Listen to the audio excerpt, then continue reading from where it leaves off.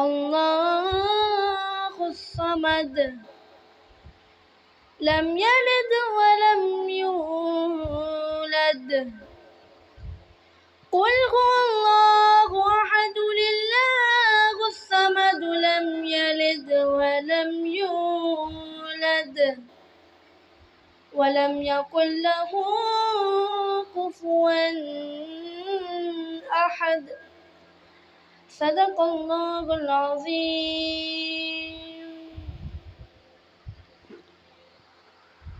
सल्लल्लाहु अलैका या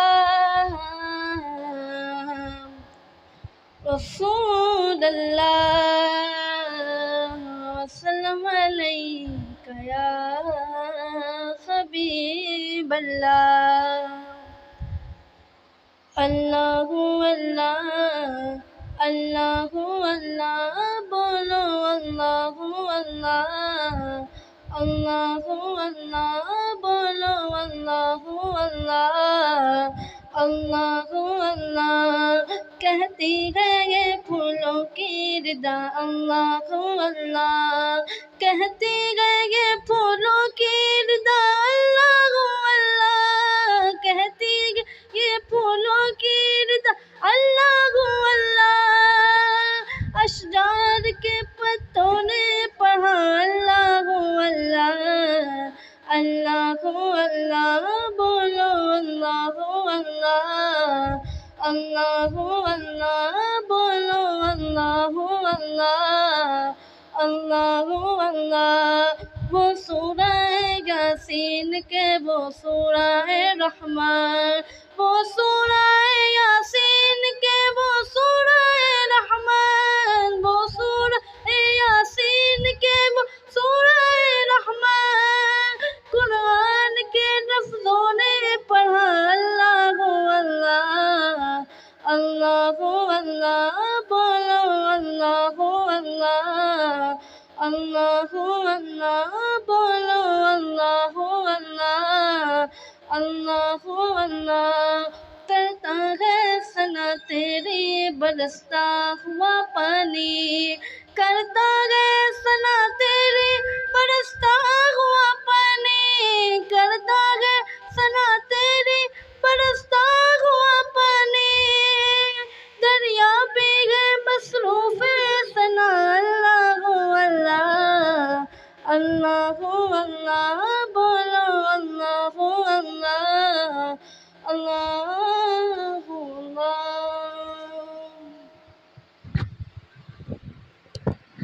एक मैं ही नहीं उन पर कुर्बान ज़माना है एक मैं ही नहीं उन पर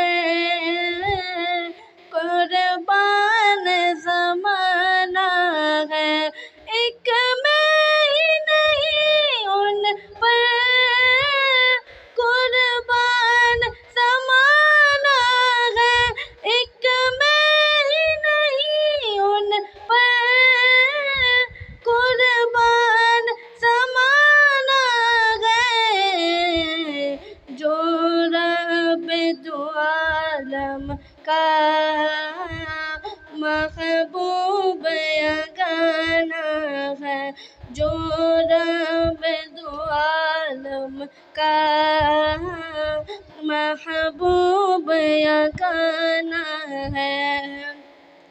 कल पुल से हमें जिसने खुद पार लगाना है कल पुल से हमें जिसने खुद पार लगाना है कल पुल से हमें जिसने खुद पार लगाना है। ज़हरा का वो बाबा है हसनैन का नाना है ज़हरा का वो बाबा है हसनैन का नाना है एक मैं ही नहीं उन पर कुर्बान ज़माना है। आओ दर ज़हरा पर फैलाए हुए दामन, आओ दर ज़हरा पर फैलाए हुए दामन, आओ दर ज़हरा पर फैलाए हुए दामन। ये नस्ल करीमों की लजपार घराना है, ये नस्ल करीमों की लजपार घराना है। मैं ही नहीं उन पर कुर्बान ज़माना है, जो रब दो आलम का महबूब यगाना है। चमक तुझसे पाते हैं सब पाने वाले, चमक तुझसे पाते हैं सब पाने वाले, चमक तुझसे पाते हैं सब पाने वाले, चमक तुझसे पाते हैं सब पाने वाले। मेरा दिल भी चमका दे चमकाने वाले, मेरा दिल भी चमका दे चमकाने वाले। बरसता नहीं देख कर अपने रहमत, बरसता नहीं देख कर अपने रहमत, बदों पर भी बरसा दे बरसाने वाले, बदों पर भी बरसा दे बरसाने वाले। चमक तुझसे पाते हैं सब पाने वाले।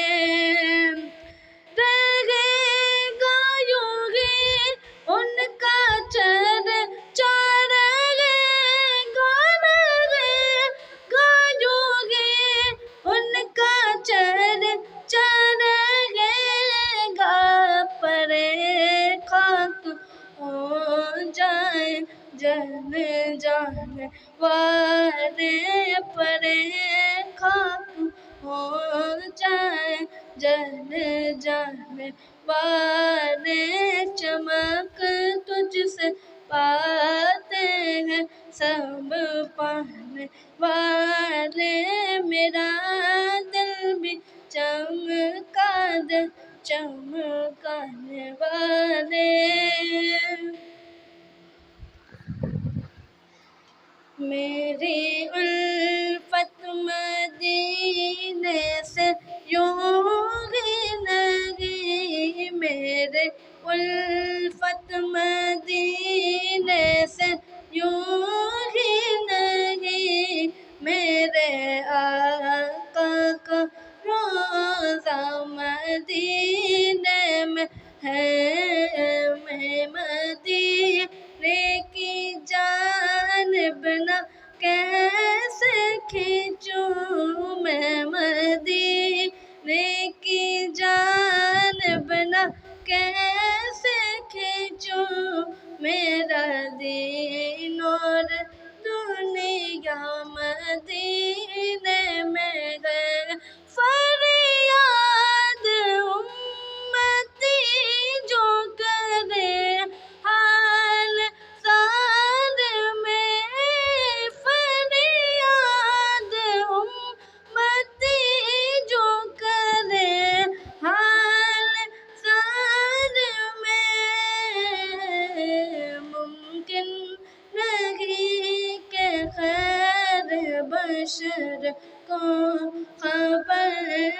हो, मेरी उल्फत मदीने से यूं ही नहीं, मेरे आका का रोज़ा मदीने में है।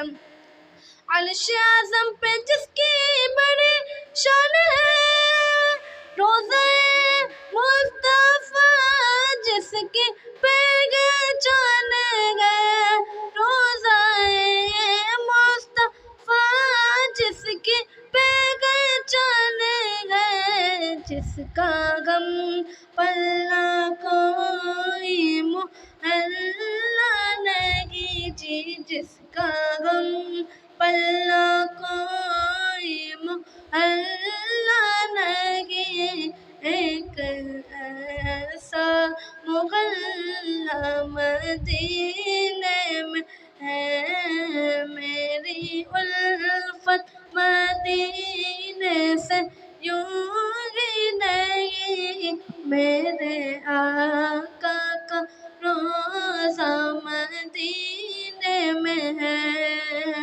फिर मुझे मौत का कोई खतरा न हो, मौत क्या जिंदगी की भी परवाह न हो, मौत क्या जिंदगी की भी परवाह न हो, काश सरकार एक बार मुझसे कहे, अब तेरा जीना मरना मदीने में है, मेरी उल्फत मदीने से यूं ही नहीं, मेरे आका का रोज़ा मदीने में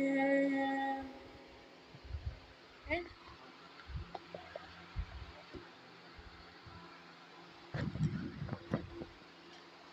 क्या बताऊं कि क्या मदीना है, क्या बताऊं कि क्या मदीना है, क्या बताऊं कि क्या मदीना है,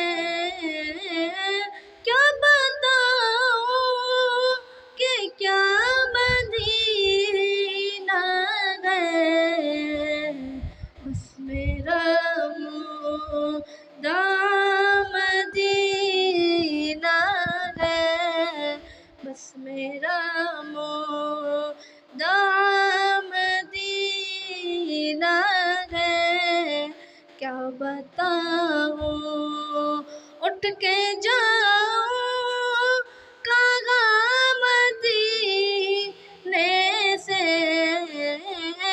उठ के जाऊं कहाँ मदीने से, क्या कोई दूसरा मदीना है, क्या कोई दूसरा मदीना है, क्या बताऊं दिल फिदा है मदीने वाले पर, दिल फिदा है मदीने वाले पर, दिल मुनव्वर मेरा मदीना है, दिल मुनव्वर मेरा मदीना है, क्या बताऊं कि क्या मदीना है, बस मेरा मुद्दा मदीना है।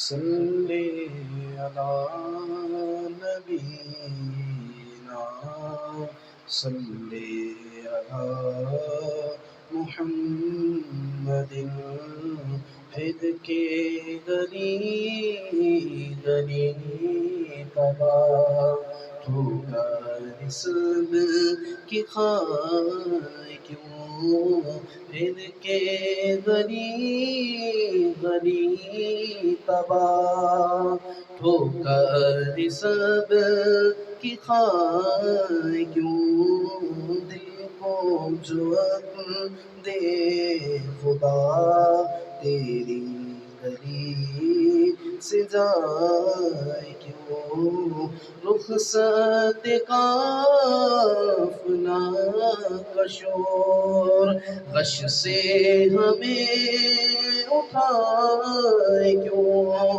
रुखसत काफना का शोर गश से हमें उठाए क्यों दिल को जो दे खुदा तेरी गली से जाए क्यों है तो रज़ा मेरा सितम जुल्म में गलज़ाए हम कोई बजाए सो से हम साज़े तरब बजाए क्यों फिर के गली गली तबाह कर सब की खाए क्यों पुल से उतारो राह गुज़र को खबर न हो पुल से उतारो राह गुज़र को खबर न हो पुल से उतारो राह गुज़र को खबर न हो जिब्रील पर बिछाए तो पल को खबर न हो काटा मेरे जिगर से हमें रोज़ गार का काटा मेरे जिगर से हमें रोज़ गार का यूं खींच लीजिए के जिगर को खबर न हो यूं खींच लीजिए के जिगर को खबर न हो फरियादे उम्मती जो करे हाले ज़ार में फरियादे उम्मती जो करे हाले ज़ार में यूं मुमकिन नहीं कि खैर बशर को खबर न हो कहती थी ये बुराक से उसकी सबक रवे यूं जाइए कि दिल सफर को खबर न हो फरमाते हैं ये दोनों है सरदारे दो जहां फरमाते हैं ये दोनों है सरदारे दो जहां ऐ मुर्तज़ा को बल को खबर न हो ऐसा घुमाते उनकी विला में खुदा हमें ऐसा घुमाते उनकी विला में खुदा हमें ढूंढा करे पर अपनी खबर को खबर न हो ढूंढा खुदा करे पर अपनी खबर को खबर न हो। उनके सिवा रज़ा कोई हामी नहीं जहाँ, उनके सिवा रज़ा कोई हामी नहीं जहाँ। गुज़रा करे बेसर पे बेदर को खबर न हो। पुल से उतारो राह गुज़र को खबर न हो।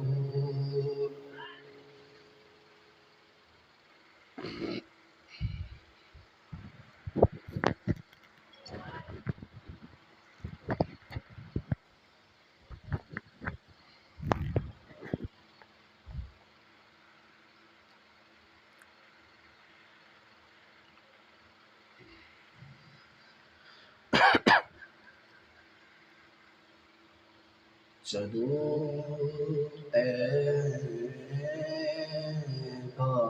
बुलाया जा रहा है, चलो तैबा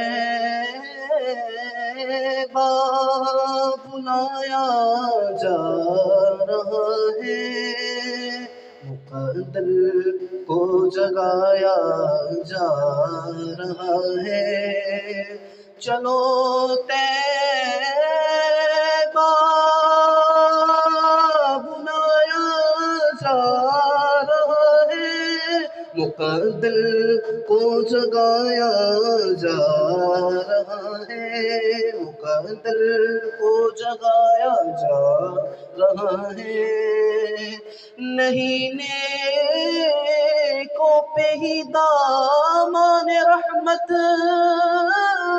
नहीं नेकों पे ही दामन रहमत, बदों को भी निभाया जा रहा है, बदों को भी निभाया जा रहा है।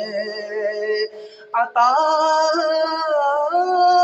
करके दुरूद पाक हमको, अता करके दुरूद पाक हमको, जहन्नम से बचाया जा रहा है, जहन्नम से बचाया जा रहा है, जहन्नम से बचाया जा रहा है। मोहम्मद की गुलामी में जो आया, उसे आका बनाया जा रहा है, उसे आका बनाया जा रहा है। ज़रा खोले तो कोई दिल की आँखें, ज़रा खोले तो कोई दिल की आँखें, अहद अहमद में पाया जा रहा है, अहद अहमद में पाया जा रहा है। अता खुद कीजिए ताबे नज़ारा, हुजूरी में बुलाया जा रहा है, हुजूरी में बुलाया जा रहा है। हकीकत में हो जो के ज़िल्ले ज़ाती, उसे बंदा बनाया जा रहा है, उसे बंदा बनाया जा रहा है। गदाए शेर सुबह हो के अब यूं मुझे सुल्तान बनाया जा रहा है, गदाए शेर सुबह हो के अब यूं मुझे सुल्तान बनाया जा रहा है। चलो तैबा बुलाया जा रहा है, चलो तैबा बुलाया जा रहा है, मुक़द्दर को जगाया जा रहा है।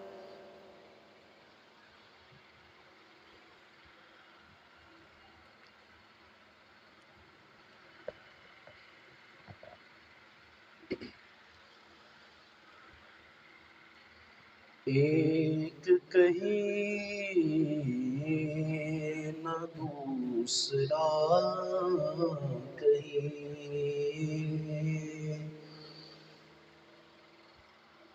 एक कहीं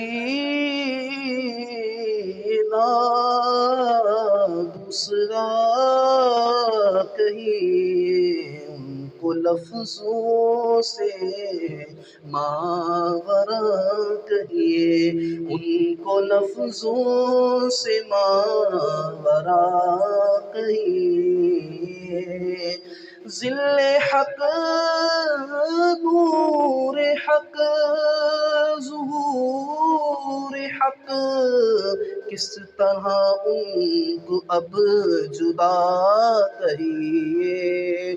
ज़िल्ले हक़ नूर हक़ ज़ुहूर हक़, किस तरह उनको जुदा कहिए। जो सरापा हँसी हो, जो सरापा हँसी हो, हुस्ने तमाम कोई बतलाए उसको क्या कहिए। जो सरापा हँसी हो, हुस्ने तमाम कोई बतलाए उसको क्या कहिए। कोई बतलाए उसको क्या कहिए। या शरीयत का हुक्म जारी है, या शरीयत का हुक्म जारी है, क्या हकीकत का माजरा कहिए। क्या हकीकत का माजरा कहिए। ज़ात में जिसकी हो सिफ़ाते खुदा, क्या खुदा से उसे जुदा कहिए। क्या खुदा से उसे जुदा कहिए। शेर हक़ ने कहा उन्हें सुल्तान, शेर हक़ ने कहा उन्हें सुल्तान, न खुदा कहिए बाखुदा कहिए, न खुदा कहिए बाखुदा कहिए। एक कहिए न दूसरा कहिए, उनको लफ्ज़ों से मावरा कहिए।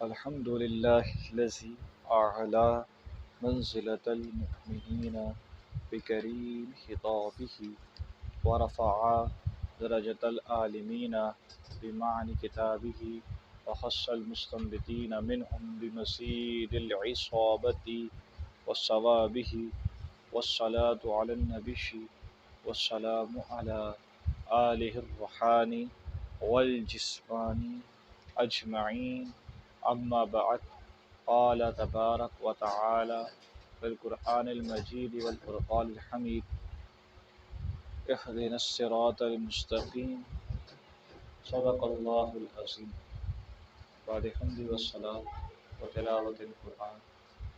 हाज़रीन मुहतरम, अस्सलामु अलैकुम व रहमतुल्लाहि व बरकातुहू। आज हमारा दर्स कुरान है और हम इस सिलसिले में कुछ आयतें सूरे फातिहा की तफसीर में समाअत कर चुके थे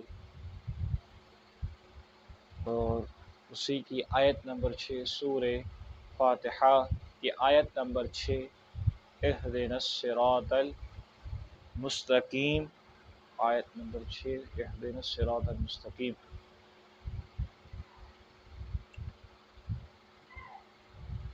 आज हमारे मौजू हमारी तफसीर जो है वो है इहदिनस सिरातल मुस्तकीम, इहदिनस सिरातल मुस्तकीम।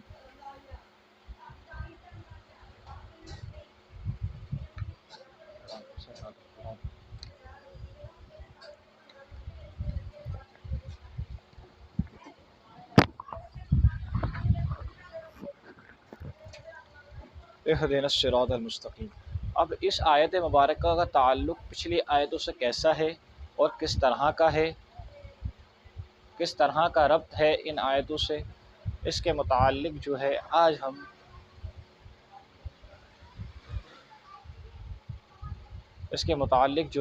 हम समाअत करेंगे कि इहदिनस सिरातल मुस्तकीम, कि अल्लाह तबारक व तआला ने कुरान करीम में ये बंदे की ज़बान से कहवाया, ये दुआ का तरीका बताया, इहदिनस सिरातल मुस्तकीम। ए अल्लाह, ए हमारे परवरदिगार, ए हमें पालने वाले, हम पर रहम फरमाने वाले, मालिक यौम जज़ा, रहमान रहीम, तमाम सिफ़ात गुजारने के बाद अल्हम्दुलिल्लाहि रब्बिल आलमीन कहने के बाद, मालिकी यौमिद्दीन कहने के बाद, इय्याका नअबुदु बंदगी कहने के बाद और इय्याका नस्तईन कहने के बाद, अब जो मरहला आ रहा है उसमें अल्लाह तबारक व तआला बंदे को ये फरमा रहा है, ए मेरे बंदे, अपनी ज़बान जो हमने तुझे ज़बान अता की उससे कहे इय्याका नअबुदु व इय्याका नस्तईन, तूने कह लिया, अब तू क्या कहेगा, इहदिनस सिरातल मुस्तकीम। तो अब ये इहदिनस सिरातल मुस्तकीम का ताल्लुक़ पिछली आयतों से कैसे है वो आज हम समाअत करेंगे। तो पहला ताल्लुक़ तो जो इसका मुफस्सिरीन ये लिखते हैं कि अव्वल ये कि पहले ज़िक्र हुआ था कि हम तुझसे मदद मांगते हैं, इय्याका नअबुदु पहले इबादत, फिर आए व इय्याका नस्तईन, और हम तुझ ही से मदद मांगते हैं। तो पहला इस्तिआनत और इस्तिमदाद का हुक्म आया था कि हम अल्लाह से ही मदद मांगते हैं और अल्लाह ही से ही इस्तिमदाद तलब करते हैं। लेकिन ये नहीं मालूम हुआ था कि इस्तिमदाद किस चीज़ की है, इस्तिमदाद किस तरह की है, जो चीज़ मांगी जा रही है, सवाल किस चीज़ का हो रहा है, मसूल अनहु क्या है, ठीक है, जिसके बारे में सवाल हो रहा है वो चीज़ क्या है।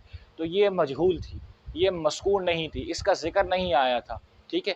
तो पहले वो मांगा गया, अब उसकी तफसील आ रही है, पहले इजमाल था, अब उसी इजमाल की तफसील, उसी की वजाहत आ रही है, उसी का बयान आ रहा है कि आगे वो मांगे जाने वाली चीज़, वो जो बंदगी के बाद मदद मांगी गई वो चीज़ क्या थी, उसका फ़ायदा क्या था, उसकी गर्ज़ व गायत क्या थी, उसका नतीजा क्या था। तो अब उसका बयान आ रहा है। उसका बयान क्या है? उसका बयान है कि अब इसका नतीजा ये निकला कि दुनियावी कामों में अल्लाह की मदद मांगी जाए, मगर ख़ास तौर पर इस्तिकामत जो है नेकी की जड़ है। तो अब तमाम चीज़ों मांग ली, लेकिन अब इस्तिकामत मांगी जा रही है, सिरातल मुस्तकीम, इस्तिकामत का रास्ता मांगा जा रहा है कि हमें हिदायत दे इस्तिकामत के रास्ते पर। अगर इसका तर्जुमा उस ताल्लुक़ को जोड़ से पिछले ताल्लुक़ ज़िक्र के ताल्लुक़ को जोड़कर उसका तर्जुमा इस तरह किया जाए तो यूँ बनेगा कि अल्लाह तबारक व तआला हम तुझसे हिदायत तलब करते हैं, इस्तिमदाद तलब की थी, हिदायत तलब करते हैं इस्तिकामत के रास्ते पर। यानी जो पिछली बातें हमने की, हमने तेरी बंदगी की, तुझसे मदद मांगी, अब हम उसी बात पर, अपने उसी अकीदे पर, अपने उसी एतकाद पर तुझसे इस्तिकामत की दुआ मांगते हैं। तो अब इस्तिकामत जो कि तमाम नेकियों की जड़ है, तमाम नेकियों की बुनियाद है और तमाम नेकियां दरख्त है, उसका असल नताइज जो निकलते हैं वो एक ही चीज़ पर होंगे, उसका इन्हिसार इस्तिकामत, दाम, हमेशगी। तो इस तरह इसका तर्जुमा एक ताल्लुक़ पिछली आयत मुबारका से ये बन जाएगा। दूसरा ताल्लुक़ इसका इस तरह बनेगा कि पहले जो है इसका ज़िक्र इबादत का था, अब ज़िक्र हो रहा है दुआ का। अब इसमें पहला ज़िक्र इबादत के ताल्लुक़ से था, तो पहले इय्याका नअबुदु बताया गया था, पहले आपको इय्याका नस्तईन इस्तिमदाद का तरीका बताया गया था, बंदगी का ताल्लुक़ था, इबादत का ताल्लुक़ था। अब जो ज़िक्र है, अब जो बात है वो बात है दुआ की। दुआ भी इबादत है। तो अब एक और तरीका इबादत का बताया जा रहा है कि इबादत के साथ एक काम है दुआ, कि जो आप इबादत कर रहे हैं उसे दर्जा कामिलियत और मकबूल, अल्लाह की बारगाह में मकबूल करने का जो ज़रिया है वो है दुआ, वो चीज़ है दुआ। उसके बारे में बताया जा रहा है कि इबादत के बाद जो है दुआ मांगनी चाहिए। कि आप जब नअबुदु इय्याका नअबुदु व इय्याका नस्तईन पढ़ दिया, तो अब क्या करना है, अब सबसे पहला काम जो है वो है दुआ का, जो इस इबादत को पाए तकमील तक पहुँचाएगा, जो इस इबादत को आगे तक पहुँचाएगा, जो इस इबादत को आगे तक लेके जाएगा। तो जो काम होगा दुआ का होगा कि एक बार बंदगी का इजहार हो गया, इस्तिकामत का भी इजहार है, और अब इस पे दूसरे ताल्लुक़ से इस पे जो इजहार है वो इजहार है दुआ का। इस पे बताया जा रहा है कि दुआ किस तरह करनी है। तो अब दुआ मांगनी चाहिए, और इसीलिए ही ये दुआ जो है सुन्नत भी है, ये सुन्नत है दुआ, कि नमाज के बाद दुआ मांगना जो है सुन्नत है। ठीक है, नमाज के बाद दुआ मांगना सुन्नत रसूल है। अब तक जो है यहाँ अब तेरी इबादत करते रहे, तमाम मामलात करते रहे, अब तुझसे दुआ है। अब दुआ किस तरह की है, एक तो है दीन दुनियावी दुआ, जिस तरह आज हमारे हालात तो देखे जाए तो हमारा तर्ज ये है कि हमारा हर मकसद, एक हम छोटे अपने टारगेट को, अपने माइंडसेट को इतना छोटा बना के बैठे हैं। हालांकि हम कलमा गो हैं, लेकिन मुसलमान और मोमिन की जो फ़िरासत होती है, इसलिए कि मुसलमान अल्लाह को मानता है और मोमिन अल्लाह की मानता है। मुसलमान और मोमिन का फ़र्क समझे। मुसलमान कलमा पढ़ता है, ला इलाहा इल्लल्लाह, इसको ज़बान से अदा करता है, अक़ीदा भी रखता है, लेकिन मोमिन ला इलाहा इल्लल्लाह जब पढ़ता है तो इसके हकीकी माना, मफ़ाहिम, मकासिद का इदराक कर चुका होता है। ये मोमिन की पहचान है, यही मोमिन की पहचान है। यानी उसकी कायनात सिर्फ वो इस ज़ाविये से देख रहा होता है कि इसे चलाने वाला मेरा रब है। अगर मैं इस कायनात में आया हूँ तो अब वो अपने मकसद और अपने रब के मकसद को, अपने बनाने के मकसद को, अपनी रब की पहचान को समझ रहा होता है, तो ये मोमिन है। तो अब जो मोमिन होता है उसकी फ़िरासत बड़ी होती है। फ़िरासत कैसी होती है कि हज़रत उमर जो है मस्जिद रसूल में, मिंबर रसूल में बैठ के या सारियल जबल, वहाँ सहाबा बैठे फरमा रहे या सारियल जबल, तो ये फ़िरासत उमर का मकाम है। तो ये मोमिन की फ़िरासत का मकाम है, और यही अहलुल्लाह की फ़िरासत का मकाम है कि यहाँ बैठे हैं बसरा में, लेकिन अपने मुरीदीन पर नज़र होती है। कामिल पीरों की बात हो रही है, डब्बा पीरों की बात नहीं हो रही है, मोमिनीन की बात हो रही है। कि किसी ने मुझसे सवाल किया कि ये बात एक बतौर लतीफ़ा कह ले, लेकिन लतीफ़े के उर्दू के अंदर अगर लुग़वी माना देखे तो होता है बारीक बीन बात, बारीक बात। फ़िक़ा के अंदर, कुतुब के अंदर जब लफ्ज़ लतीफ़ा इस्तेमाल हो तो कहते हैं बारीक बात। तो मुश्किल कुशा के ऊपर कि आज ये दौर आ गया कि हमें अपनी तारीफ़ मुश्किल कुशा का अक़ीदा पेश करने के अंदर कोई हिचकिचाहट महसूस इस तरीके से नहीं होती है। क्योंकि एक वक्त था कि अगर हमसे कोई सवाल करेगा कि अब पीर भी मुश्किल कुशा होता है, तो हम कहेंगे भाई आप बड़े दूर हैं, आप अभी बड़ी दूर हैं, आप बहुत पीछे हैं, अभी आपने दौर के साथ तरक्की नहीं की, अभी आप हालात से दूर हैं, या तो आप जंगल के किसी किनारे में हैं। लेकिन आज का दौर का फितना तो ये है कि आज जंगल भी चल रहे हैं। आज के फितने ने जंगल को भी नहीं छोड़ा, जंगल में भी फितना है, हर घर में ये फितना मौजूद है। इस फितने को किसी ने नहीं छोड़ा, ये जो दौर का फितना है। तो इस फितना पर इस दौर को तो अभी अलग अलग दौर के फितने हैं। इसमें एक फितना जो है अहले सुन्नत का शियार पीरी मुरीदी, शियार जो अहले सुन्नत का है, और दीन का फ़रोग़ जिससे है, दीन की तक़वियत जिस निज़ाम से है, उस निज़ाम को खोखला करने के लिए कुछ कारिंदे, जिन्हें सरगना कारिंदे, उन लोगों की बात हो रही है। उन लोगों को अच्छा नस्ब तो नहीं दिया जाएगा, ना उन्हें अच्छे नाम से मंसूब किया जाएगा, तो वो लोग, तो उनके बारे में बात हो रही है। तो अब मुश्किल कुशा उनके बारे में पूछा जाए कि भाई पीर मुश्किल कुशा होते हैं, तो हम कहेंगे कि आपकी अकल थोड़ी दूर है, आपने बिल्कुल बैद अज़ अकल सवाल किया है। हम कहते हैं सवाल तो ये बनता है कि भाई आज तो मुरीद मुश्किल कुशा है, आज का तो मुरीद मुश्किल कुशा ऐसे है कि जो शेख मोहतरम जो हैं वो कभी छोटी सी सवारी की भी हैसियत और इस्तिताअत नहीं रखते थे, अगरचे ना उन्होंने इल्मी मैदान में कोई कमाल दिखाया, ना उन्होंने इब्तदाई तालिब इल्मी के मैदान में कोई कमाल दिखाया, ना उन्होंने दौरान तालिब इल्मी में कोई कमाल दिखाया, ना उन्होंने मैदान तरीक़त में कोई कमाल दिखाया, ना उन्होंने मैदान जिहाद में कोई कमाल दिखाया, ना उन्होंने मैदान खिताबत में कोई कमाल दिखाया। तो इल्मी शोबे न दुनियावी शोबे, किसी शोबे के अंदर उनका कमाल तो चला नहीं। हाँ, ये कमाल उनका ज़रूर काम आ गया, ये कमाल काम आ गया, या इसको यूँ कह लें कि जिसके बारे में हुज़ूर गौसे पाक रज़ी अल्लाह तआला अन्हु ने कहा कि सूफ़ी जाहिल मस्करा शैतानस, कि जिसके पास इल्म नहीं है फिर वो शैतान का खिलौना है, वो शैतान का खिलौना है। और ये बात काबिल गौर भी है कि जब इल्म नहीं होता तो फिर वो कितना वो पलटता है और कितना उसके पाँव फिसलते हैं। तो ये वो शख्स जानता है कि जो अरबाब तरीक़त के दरवाज़ों पर बैठा है और फिर जो उस पर जो चीज़ें ज़ाहिर होती हैं, अव्वलन तो अगर वो सही मकाम पर भी है उसका पाँव नहीं भी फिसला, लेकिन जब उसे इल्म नहीं है तो फिर वो जिस मकाम पर, उस मकाम की अहमियत को नहीं समझ पाता है। उस मकाम की अहमियत बड़ी नाजुक बात है और बड़ी बारीक बात है कि जो इस वक्त मैं आपसे कर रहा हूँ। अरबाब तरीक़त के लिए बिलखुसूस ये बात है, जो लोग तरीक़त से मंसूब हैं, सालिकीन हैं, उन लोगों के लिए बात है कि जब बंदा तरीक़त के दरवाज़ों पर बैठ जाता है, अरबाब तरीक़त बन जाता है, राय सुलूक अख्तियार कर जाता है। अब क्योंकि सुलूक एक चीज़ है, एक रास्ता है, सिल्क कहते हैं रास्ते को, अब ये रास्ता है। अब जब रास्ते पर निकल गया और रास्ता भी बड़ा नाजुक है और इसकी इब्तदा भी कई शराइत हैं, कई ज़वाबित हैं तरीक़त के, तसव्वुफ़ की कई गहराइयाँ हैं, कई बारीकियाँ हैं। लेकिन जब बैठ जाता है, अब एक मकाम उसे मिल गया, निस्बतों से मिल गया, नज़रों से मिल गया, तवज्जुहात से मिल गया, कैसे ही मिला, मिल गया। अभी हमारी जो बहस है, जो मौजू है, वो ये नहीं है कि क्या है क्या नहीं है, उस मसले की तहकीक नहीं है, अभी हमारा मौजू ये नहीं है। तो मिल गया उससे मकाम, लेकिन जब उसके पास इल्म नहीं है तो फिर क्या होता है, इल्म ना होने की बुनियाद के ऊपर ऐसा शख्स जो है और मकाम पे पहुंच गया। अब कई मकामात हैं अरबाब तरीक़त में, मकाम दर बदर उसके जब सुलूक तय कर रहा है तो उसे मकाम मिलते जाते, लेकिन जब उसके पास इल्म नहीं है ना, तो इल्म ना होने की वजह से वो जिस मकाम पर खड़ा होता है उस मकाम की अहमियत नहीं समझ पाता, और उसकी लज्जत हासिल करने से उस मकाम से जो इस्तिफ़ादा हासिल होना था, जो उसे फ़ायदा तलब करना था, उस मकाम में मज़ीद मकाम की तरक्की होनी थी, इसका सुलूक तरक्की करना था, उस सुलूक की तरक्की रुक जाती है। कि बिलखुसूस अरबाब तरीक़त और अरबाब तसव्वुफ़ के लिए बात है, अहले सुलूक, अहले सिलसिला, सलासिलों के लिए बात है, सलासिल से वाबस्ता, बुज़ुर्गों से वाबस्ता रहने वालों के लिए बात है।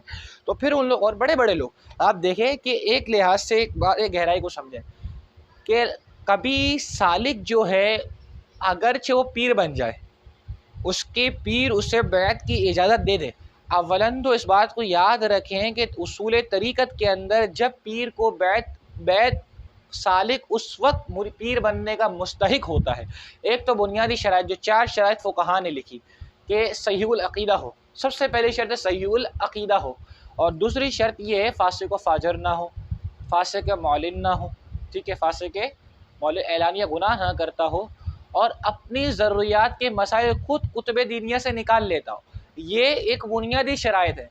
अगर आप इसी की तफ़सील में चले जाएँ, इसी इजमाल की तफ़सीर में चले जाएँ तो बहुत फ़र्क आ जाएगा, बहुत मतलब कि बहुत गहराई आ जाएगी। वो कैसे कि फ़ासिक़ मौलिन होना सिर्फ काफ़ी नहीं है। मैं एक छोटी सी पॉइंट ऑफ व्यू देता हूँ, छोटा सा, एक निजी लोगों के लिए, निजी तबका, कि अब एक तो गहराई है अरबाब तरीक़त और उसूल के लिए, तरीक़त के उसूल एक अलग है कि पहला तो उनके लिए ये है कि वो अपने नफ्स के ख़तरात से वाबस्ता हो, कि ख़ुद वो तरीक़त के दरवाज़ों को तय कर चुका होगा, तभी तो मुरीद को जब ख़तरा शैतान हमलावर उस पर होगा, तभी तो इहदिना सिरातल मुस्तक़ीम के रास्ते पे लेके जा रहा है। तो जब खुद सिरात मुस्तक़ीम के रास्ते पर होगा, पता चल जाएगा कि ये रास्ता सिरात कौन सा है, ये सिरात कौन सा है और सिरातुल मुस्तक़ीम कौन सा है। तो जब इस पर इम्तियाज़ महसूस, ये अलग चीज़ है।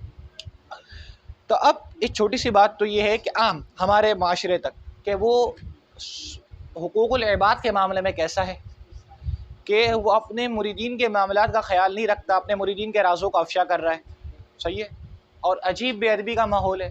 और तरीक़त के उसूल में तो ये कहीं भी नहीं है कि आप औरतों से हाथ चुमाए बैठें। ये कौन सा तरीक़त का उसूल है कि आपकी बैत के अंदर आपकी जो है ख़वातीन शामिल हैं? तो ये किसने लिखा? ये आप बताएं ये कौन सा उसूल कहाँ से आया? ये तो आप तरीक़त की सरासर मुखालफत है, ये तरीक़त की सरासर मुखालफत है।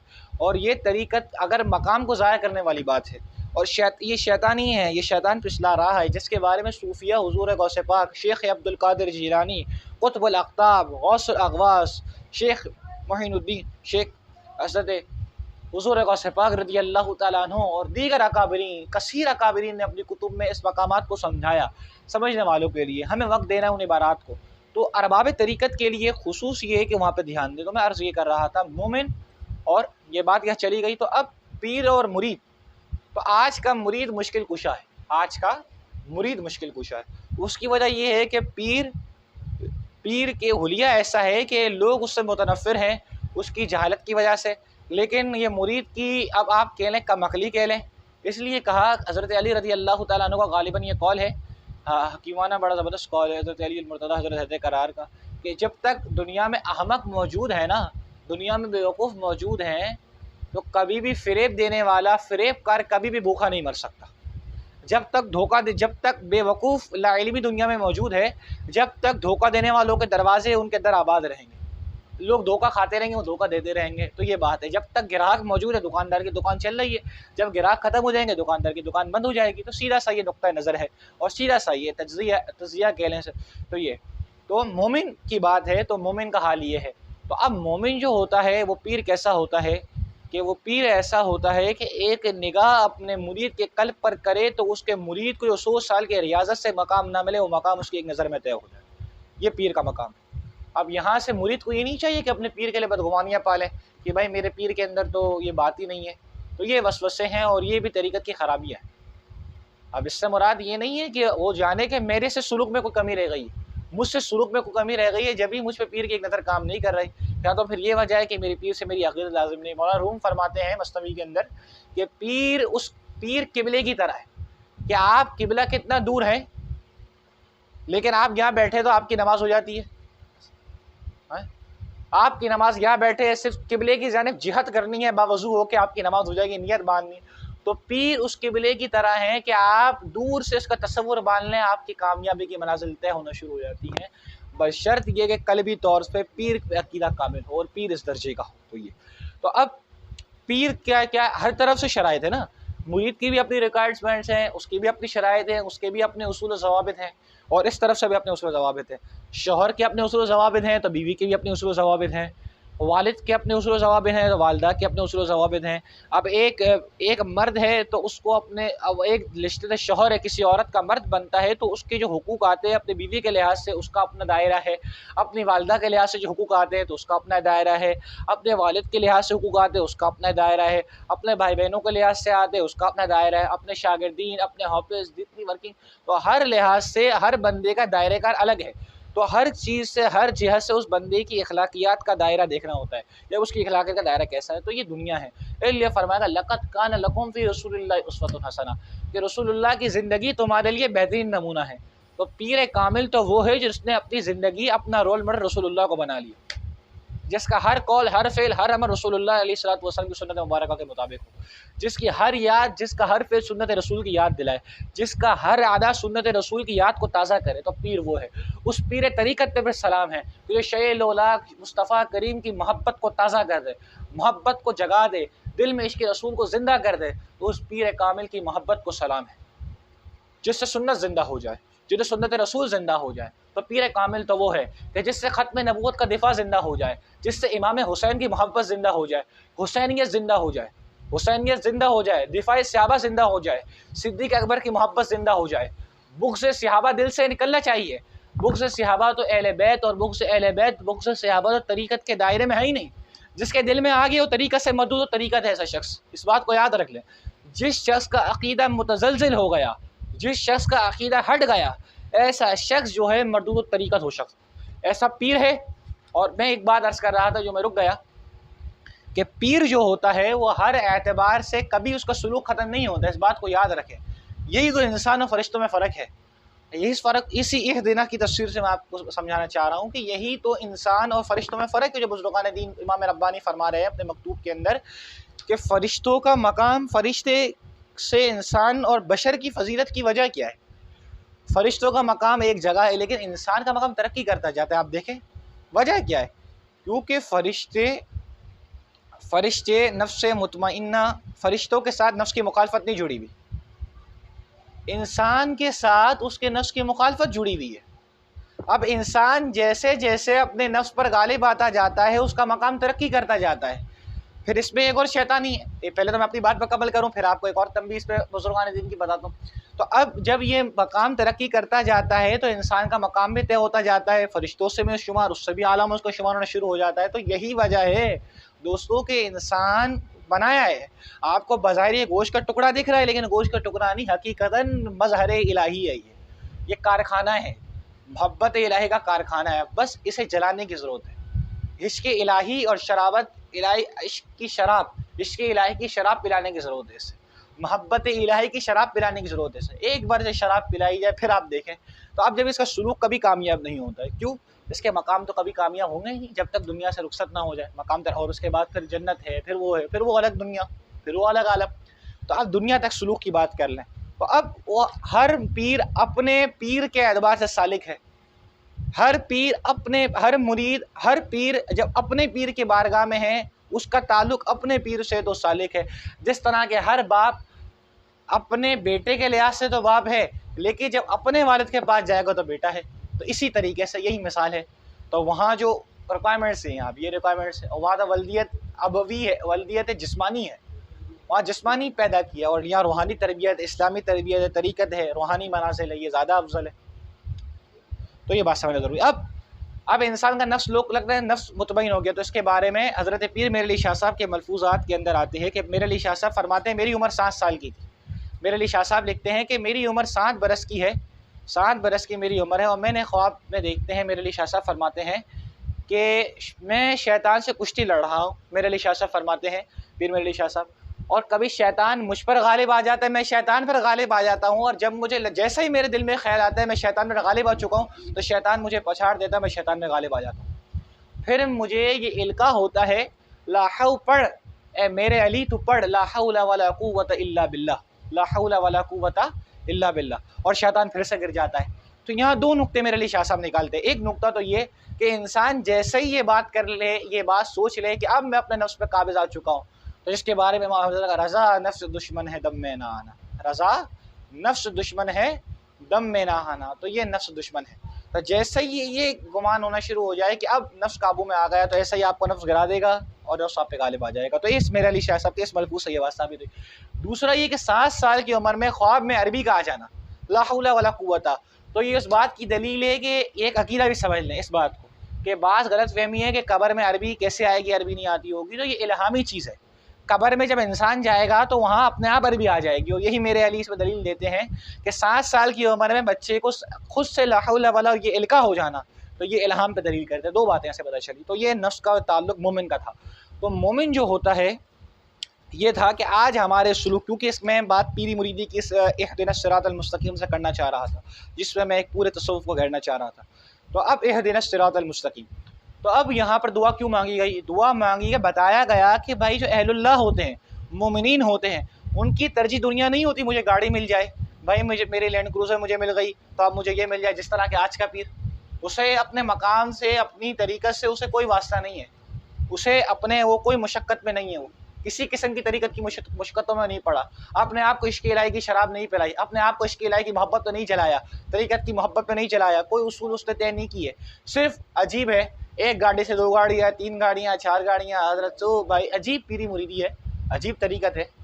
ये कौन सी तरीक़ा है? दुनियावी तरीक़त है, इसको कह लें, लेकिन इसका मोमिनीन से, ईमान से, और जो 14 साल की तरीक़त थी, अमीर खुसरो की तरीक़त, मौलाना रूम की बातें ले लो, मसनवी के तकाबुल में इस तरीक़त को लेकर आओगे। मसनवी की तरीक़त वो है जो कुरान और सुन्नत की तरीक़त है, इस बात को याद रखें। मसनवी की तरीक़त वो है जो मेहर अली की तरीक़त है, मसनवी की तरीक़त वही है जो इमाम अहमद रज़ा की तरीक़त, और ये तमाम की तरीक़त वही जो रसूलुल्लाह की तरीक़त है, असहाब सूफ़ा की तरीक़त है, असहाब सूफ़ा की तरीक़त है, अबू बकर की तरीक़त है, और ये सारी तरीक़ रसूलुल्लाह के क़ल्ब से निकल रही हैं, रसूलुल्लाह के बातिन से जारी हो रही हैं। इस बात को याद रखें, सिर्र रसूल है, इस बात को समझना ज़रूरी है। तो ईमानदार के लिए दुआ बताई गई कि ईमानदार का ताल्लुक़ कैसा है। ईमानदार का ताल्लुक़ इस तरह का है कि ईमानदार जब दुआ करता है तो उसकी दुआ का मदार जो है बड़ा वसी होता है, उसकी नज़र, उसका सोचने का ज़ाविया बड़ा वसी होता है। वो सिर्फ एक पॉइंट को नहीं देख रहा होता, वो हर ज़ाविये से हर चीज़ को मोमिन देख रहा होता है। वो बड़ी हिकमत अमली को तैयार कर रहा होता है, बड़ी ज़ोर शोर को तैयार। ये ईमान है। जब ईमान आता है दिल में, अल्लाह तो देखें अल्लाह की ज़ात कितनी वसी, मतलब कि इंसान की अकल हैरान है, मकाम हैरत है। कोई बंदा किस मकाम में पहुँच जाए, लेकिन अल्लाह की ज़ात मकाम हैरत से बाहर नहीं आ सकती, वो मकाम हैरत। तो अब जब इंसान जिस तरह मकाम तरक्की करता है तो उसकी अकल में वसअत पैदा होती है। उसकी वजह ये कि विलायत से हिस्सा पा रहा है, विलायत से हिस्सा पा रहा है। ये तो हिस्सा विलायत से पा रहा है, ये सिर्फ विलायत से हिस्सा है, ये अकल है। इसलिए कहा गया ये सिर्फ विलायत का मकाम है। तो नबूवत तो कहाँ दर्जा पहुँचती है, नबी के बाद बंद हो गई। इसलिए फरमाया गया कि कोई इंसान इस अक़ीदे को याद रखे, कोई इंसान की अकल नबी की अकल के करोड़वें दर्जे तक भी नहीं पहुँच सकती, क्योंकि एक विलायत की मिसाल दी जा रही है कि जब बंदे की विलायत कामिल होना शुरू हो जाए तो उसकी अकल वसी, क्योंकि ईमान कामिल हो रहा है, क्योंकि ईमान कामिल हो रहा है। इन गहराइयों को समझना ज़रूरी है। ये आज के दौर के अंदर ये मवाद बड़ा मफकूद है। तकरीरें हैं, शोशा है, लेकिन बुज़ुर्गों से पढ़ना, निस्बत जोड़ना, ये बड़े ज़ौक़ वालों का काम। तो ज़ौक़ वाली चीज़ें वही लेते जो खुद ज़ौक़ वाले होते, किताबों से, खानकाही निज़ाम जुड़े हुए लोग हैं, मोहब्बत। तो ये निज़ाम और इसको लेके चलना एक बड़ा गनीमत है, बड़ी गनीमत है।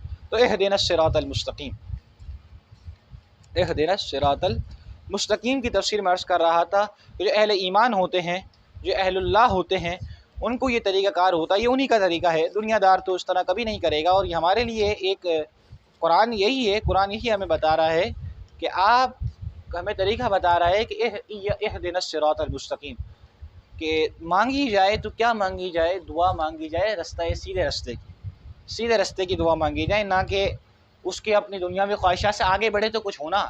अपनी मंजिल से आगे, अपनी मंजिल को तो तय कर।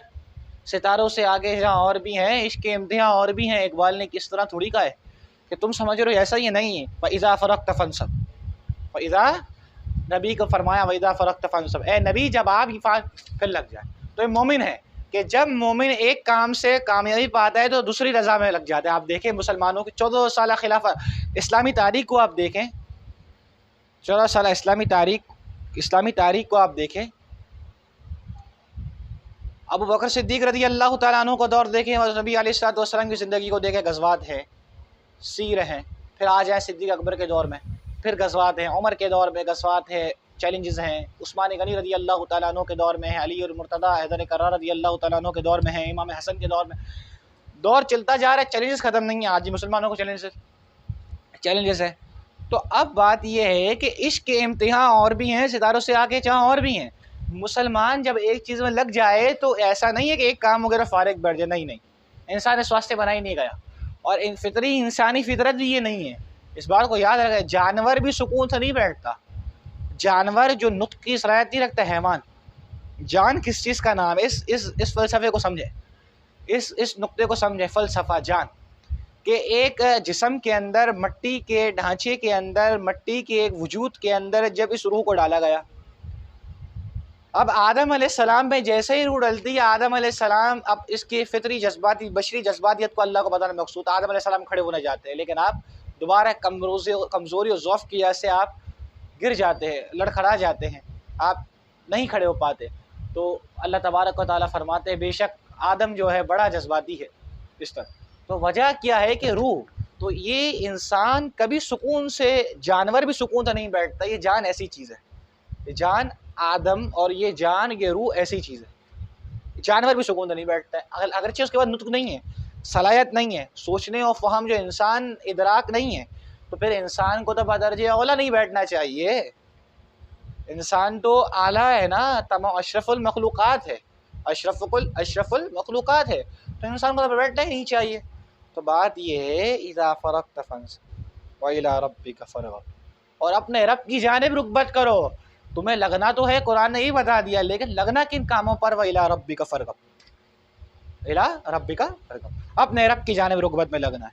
अपने रब इतना लगो, इतना लग जाओ कि जब तुम्हारी मौत आए, आहा, तो वो वक्त हो कि तुमसे अल्लाह तबारक व तआला राज़ी हो जाए। जब तुम्हें ले जाया जा रहा हो तो तुम्हें पछतावा ना हो, तुम्हें मुँह छुपाना ना पड़े, दुल्हन बन के कज़ा आई आए है, वो वक्त हो तो फिर क्या हो कि इंसान का इस्तकबाल ऐसा हो रहा हो कि दुल्हन बन के जा रहा है, अपने महबूब से मिलने जा रहा है, महबूब की याद में ज़िंदगी गुजारी है, तो फिर ज़िंदगी ऐसी हो, ज़िल्लत और रुसवाई से इस दुनिया को मुँह छुपा के देना ना पड़े। सही है, तो ये बात है। तो अल्लाह वालों का नुक्ता नज़र क्या होता है, वो मांगते तो कैसा मांगते, इहदिनस सिरातल मुस्तकीम, सीधे रास्ते की दुआ मांगते हैं, अल्लाह तबारक व तआला की तरफ दुआ मांगते हैं, अल्लाह ताला की सीधे रास्ते की दुआ मांगते हैं। एक ताल्लुक़ इसका यही है, ठीक है। चौथा, इस तरह के अब इबादत का जिक्र हुआ, अब अर्ज़ ये कि अल्लाह ताला हमको सीधे रास्ते पर कायम रख, यानी इबादत तेरी बारगाह में मकबूल फरमा। इबादत तो कर ली, अब सुकून से बैठना नहीं है, गुरु तकब्बुर बताया जा रहा है कि अब अपनी आज़ी ला, तुझे तेरी इबादत की रिया, तेरी इबादत की खलल, तेरी इबादत के नुक्स, तेरी इबादत के ऐब, तेरी इबादत की मायूबियाँ, तेरी इबादत की खराबियाँ नहीं पता। ये बताया जा रहा है कि इंसान को अपनी इबादत की खराबियाँ, अपनी इबादत के ऐब नहीं पता, अभी वक्त है, अभी तो एक और चीज़ भी है, इहदिनस सिरातल मुस्तकीम, अब आ जा, अब इबादत की खराबी ऐबों से पनाह मांग और अपनी इबादत को कबूल करवा ले। अल्लाहु अकबर, ये भी अल्लाह की रहमत का ज़रिया है कि वहाँ पकड़ नहीं फरमा रहा, ये रहमत है, ये रहमत है, ये रहमत, ये इसको कहते हैं एहसान। एक है अहकमुल हाकिमीन होना, आप देखें कि अहकमुल हाकिमीन हुक्म और हाकिम क्या है, अदल क्या है, अदल और एहसान, इन दो चीज़ों को समझे। अदल ये है कि अगर किसी ने ज़र्रा बराबर भी किसी को तकलीफ़ दी तो उसकी वो जो गुनाह बनता है, जो अज़ाब पे सज़ा बनती है, बाआइन ही उसे वो सज़ा दे दी जाए, ये अदल है, ठीक। मिसाल के तौर पर कोई शख्स किसी का कत्ल कर दे तो अब जो उसके अहल पर किसास है, उस किसास को माफ़ कर दें तो ये एहसान है, लेकिन बाइनी उसका बदला इसी तरह लिया जाए शरई और इस्लामी तौर पर, जो कानून को इस्लाम है, कानून इस्लाम की बात हो रही है, जो किसास है, जो रियासत इस्लामी करेगी उसकी बात हो रही है, तो फिर वो अदल है, एहसान और अदल। तो अल्लाह की बारगाह में अदल का तकाज़ा ये है कि अगर इंसान ने इतना सा गुनाह किया है तो उसको फ़ौरन अज़ाब दे दिया जाए, ये अदल है, ये अदल है। एहसान क्या है कि गुनाह इतना बड़ा है लेकिन रहमत का तो कोई दरिया ही नहीं है, जितने गुनाह करके आ रहा है, इतने गुनाह करके आ रहा है, अल्लाह को एक अदा पसंद आ गए, बख्श दिया, अल्लाहु अकबर। तो ये ये एहसान और ये अदल, ये एहसान और ये अदल का दायरा है।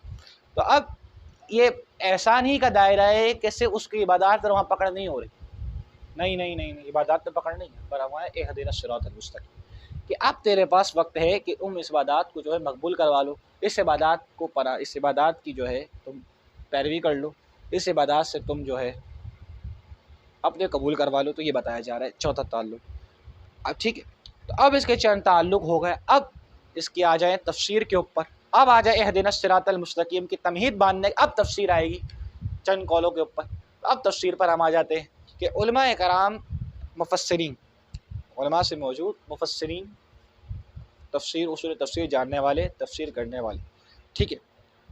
तो अब मुफस्सिरीन यहाँ पे लिखते हैं कि इहदिनस सिरातल मुस्तकीम की तफसीर में कि अहद जो अहद है ये सीगा अमर है, ये बनाए, अमर कहते हैं किसी काम। अब देखें यहाँ तो अर्ज़ हो रही है, यहाँ अर्ज़ है, ठीक है, यहाँ अर्ज़ है, ये अकल की बात है कि इंसान जब छोटा बड़े से मांगता है तो अर्ज़ होती है, ऑर्डर नहीं कहलाता, ठीक है। हिदायत से बना है, किसे, इसका माना हिदायत से बना है, इसका माना हिदायत, जिसका माना है रहबरी करना या मंजिल मकसूद का पता निशान देना, रहबरी करना या मंजिल मकसूद का निशान देना, हिदायत का माना जो है। और हिदायत भी फिर दो तरह की है, एक है फ़कत रास्ता दिखा देना, किसी को आपने रास्ता दिखा दिया, यानी आपने रास्ते की हिदायत वहाँ तक पहुँचाया नहीं, आपसे किसी ने पूछा भाई यहाँ से जो है, मिसाल के तौर पे आप ले लें यहाँ से हैदराबाद का रास्ता कहाँ तक है, तो आपने उसको रास्ता दिखा दिया, वहाँ तक पहुँचाया नहीं, और फिर आपने जो है वहाँ तक रास्ता पहुँचा दिया।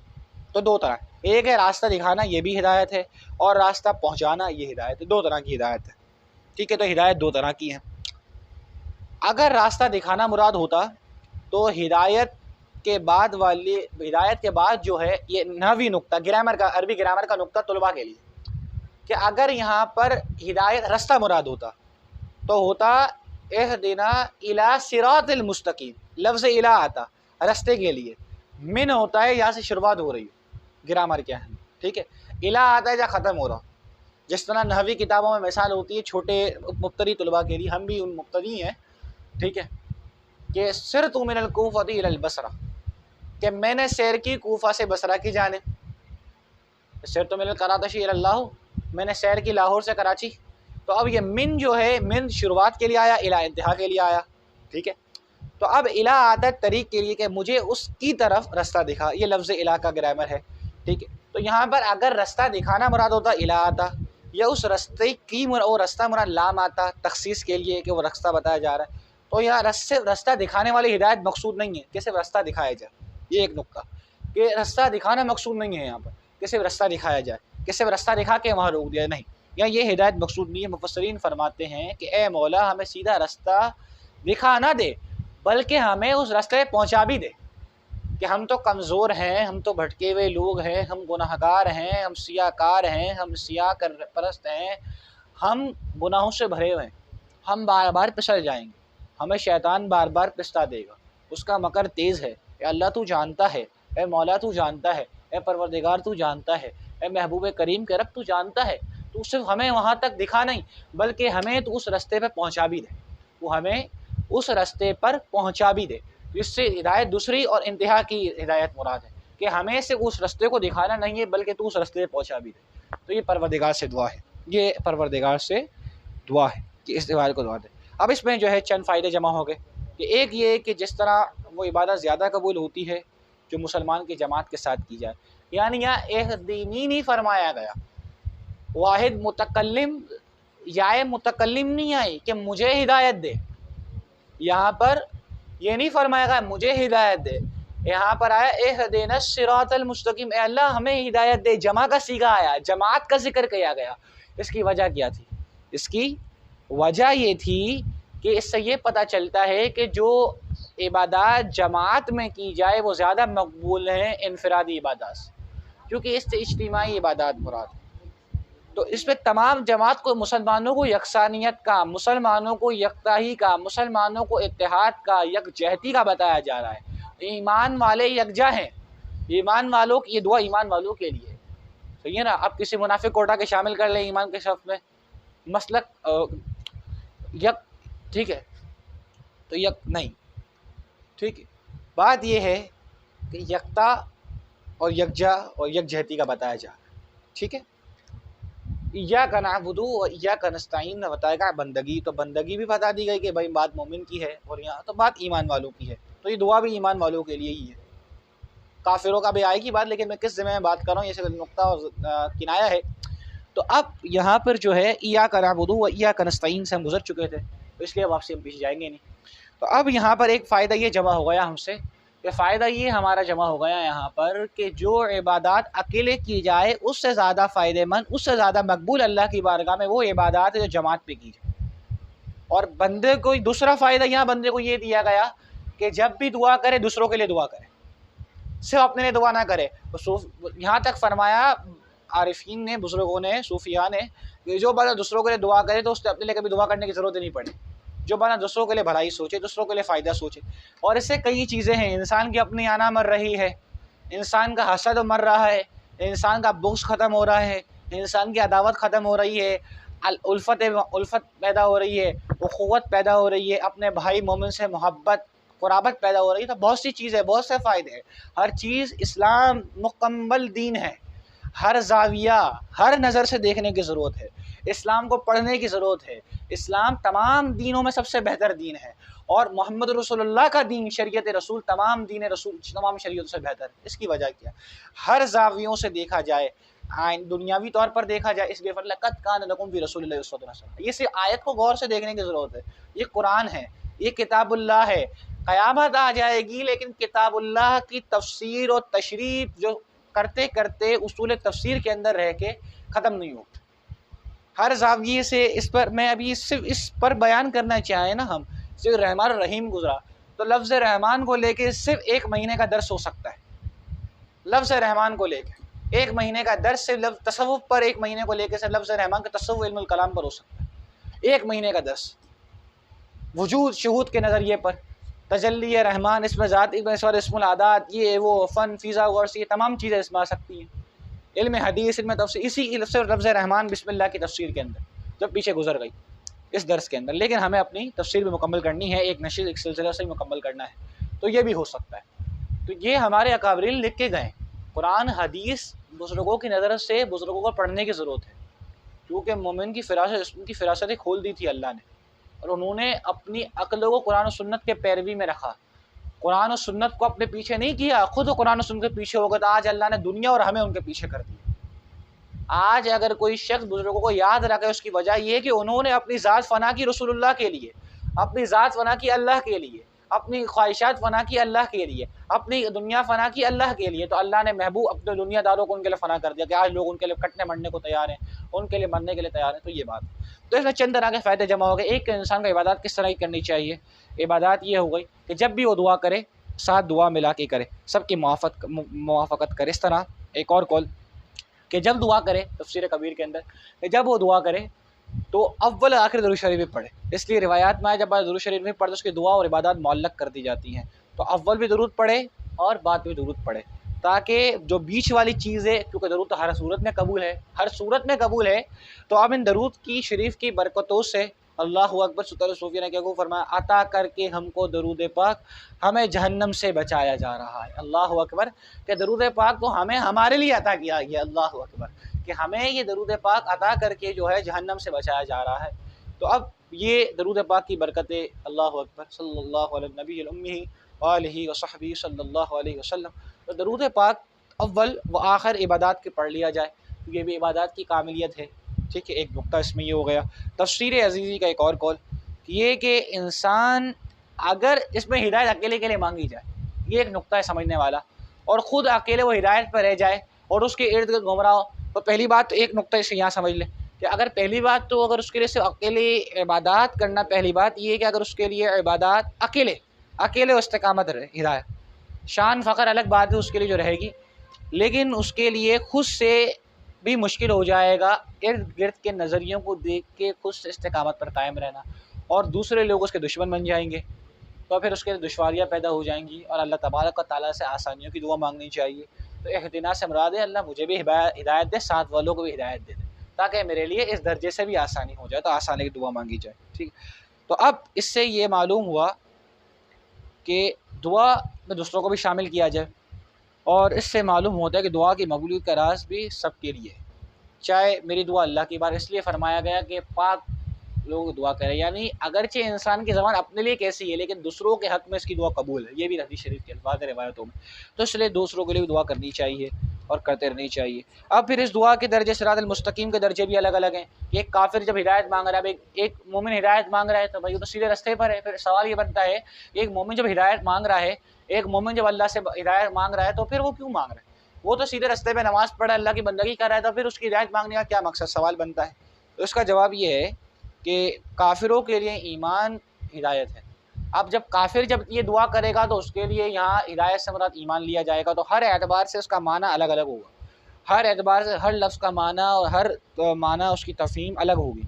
ठीक है, तो अब अगर हम इसका माना यूँ ले लें तो ईमान काफिर के एतबार से हिदायत ईमान होगी। ठीक है, और मोमिन के लिए तकवा होगी कि अल्लाह उसके तकवे को बढ़ा दे, अल्लाह उसके तकवे को बढ़ा दे। और तकवे के पहले इल्म आना लाज़िमी चीज़ है, क्योंकि इल्म के बगैर तकवे के बगैर इल्म नहीं आ सकता। ठीक है, और इल्म के बगैर तकवा नहीं आ सकता, दोनों एक दूसरे को लाज़िम मलज़ूम है। ये बात पहले भी नशिस्तों में हो चुकी है हमारी। ठीक है, और मुत्तकी के लिए कमाल तकवा, यानी जो तकवेदार है उसके लिए अपने तकवे में कमाल, फिर उसके लिए दुआ है। और मकबूलों के लिए कुर्ब इलाही में और मुकर्रम होने के लिए दुआ, कुर्ब हिदायत के लिए अदा। तो अब ये मुख्तलिफ दर्जे, यानी अब काफिर की दुआ जो है, गुनाहगार करेगा तो गुनाहों से छूटने की दुआ, काफिर ईमान की दुआ, तो मुख्तलिफ दर्जे हैं, अपने अपने एतबार से वो दुआ करता जाएगा। ठीक है, तो अब ये थी हमारी लफ्ज़ इहदा की तफसीर, सिर्फ इहदिनस सिरातल मुस्तकीम में सिर्फ लफ्ज़ इहदा की तफसीर। अब इंशाअल्लाह हम अगले नशिस्त के अंदर लफ्ज़ सिरात और लफ्ज़ मुस्तकीम की मुख्तसरन तफसीर इंशाअल्लाह अज़ीज़ समाअत करेंगे। अल्लाह तबारक से दुआ है कि हमसे कोई गलती कुछ कोताही हो गई हो तो अल्लाह तबारक व तआला हमें माफ़ फरमाएँ, और हम सबको कुरान और सुन्नत के हक़ीक़ी फ़हम से बहरामंद फरमाएँ। व आखिर दावाना अल्हम्दुलिल्लाहि रब्बिल आलमीन।